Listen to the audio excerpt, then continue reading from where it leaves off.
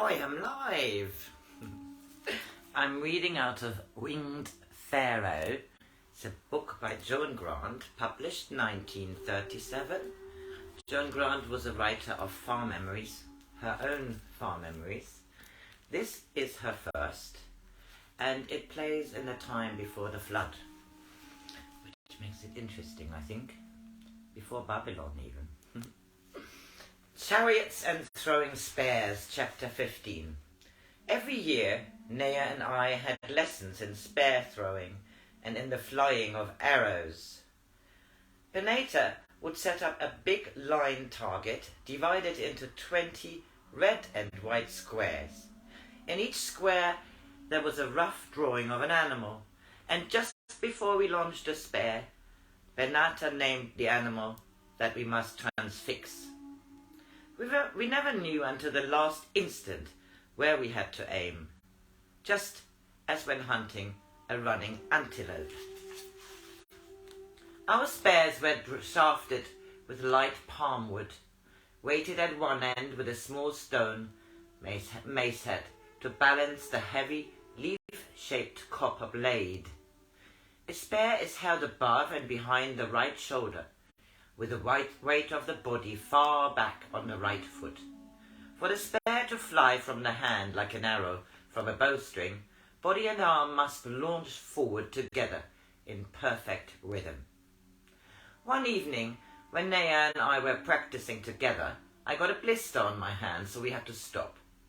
We went down to the stables and got Nea's favourite horse, Mary Naga, who was a beautiful shining black, and we harnessed him to a light hunting chariot. It was made of painted linen stretched over a wooden frame, and the floor was woven with strips of leather to make it less bumpy when going fast over rough ground. We drove to the place where the chariot horses are trained.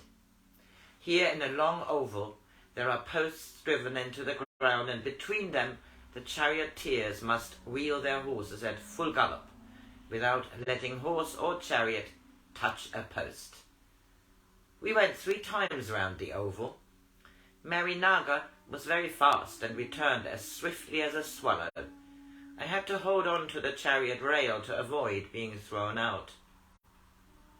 Then we drove down the track to the river to look at a private fish trap of Nea's. There was nothing in it, and he said it was because we hadn't put it in deep enough water. The trap was a new idea of his. I didn't think it was a very good one, because the neck of it was so narrow that, if a fish was clever enough to find its way in, it would be clever enough to find its way out again. But I didn't say anything, for it had taken him a long time to make. We waded into the water and set it again, further out from the bank. It was a very still evening. There was no wind, and the river was like a silver mirror. Mary Naga was eating grass. We could hear the sharp sound he made, tearing it up with his teeth. There was a sailing boat far out on the water, and we could hear the fishermen calling for a wind. The gods didn't listen to him, and they left the river undisturbed, even by a breeze. Nea cut a reed and started carving it. I lay on the bank, outstretched upon the ground. In the deep quiet of evening, it seemed that earth was like a sailing boat, becalmed on a mighty sea that was the sky, and if a great storm arose and it was night, we should be driven across the universe and outstrip the stars until they looked like the manes of celestial horses streaming in the wind. I asked Nea what he most wanted to do when he grew up, and he said, "Oh, I want to be able to govern people and have wise laws and lead armies with the wisdom of a serpent and the courage of a lion." And I said, "I want to do lots of strange things, things that I don't quite understand myself yet. Sometimes everyday things seem very important, and calm seems a long country beyond whose boundaries few would ever wish to travel. And then sometimes in my bed at night I look out of my window at the stars, and I think what a little place Earth is, and that our country is like a grain of sand, that I am so small that If an ant walked over me, it would not even think its path was rough.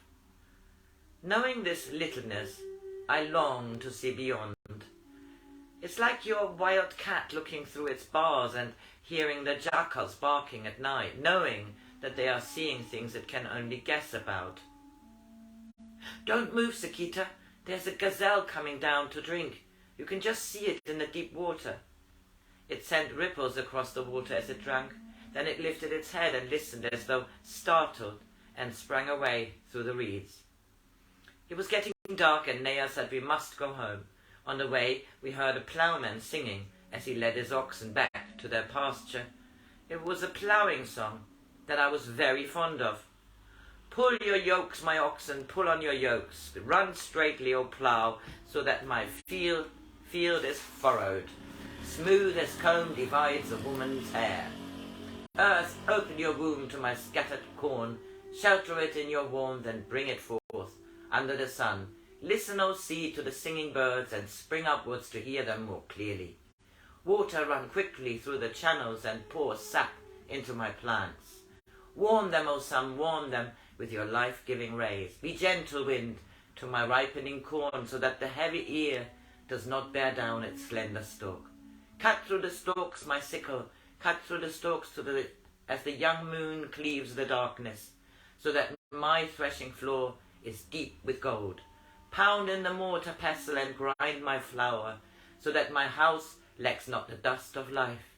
Burn strongly, fire, let the oven be hot, and my bread be well baked, so that I might eat of it and be strong. To yoke my oxen. His voice faded into the dusk as we drove slowly homeward, and before we reached the palace, the road was deep in the silver water of the moon. That was chapter 15, and the next one is chapter 16 of Winged Pharaoh.